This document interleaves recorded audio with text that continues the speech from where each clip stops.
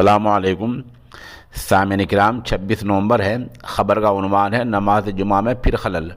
جیسے کہ آپ جانتے ہیں کہ ہریانہ کے شہر گروگرام میں پچھلے کئی ہفتے سے نماز جمعہ میں خلل ڈالا جا رہا ہے۔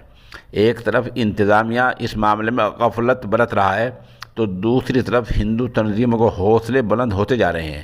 آپ کو بتا دیں کہ کئی مہینے پہلے تک گروگرام میں 125 جگہوں پر کھلے میں نماز جمعہ ہو رہی تھی۔ پھر ہندو تنظیموں کی اور اہل اسلام کی انتظامیہ کی موجودگی میٹنگ ہوئی اور یہ نماز جمعہ کھلے میں 37 جگہوں تک محدود ہو گئی۔ پچھلے کچھ دنوں سے ہندووادی تنظیمیں پھر اکٹھا ہوئی اور وہاں آ کر نعرے بازی کی تو 6-7 جگہوں پر اور نماز جمعے سے منع کر دیا گیا۔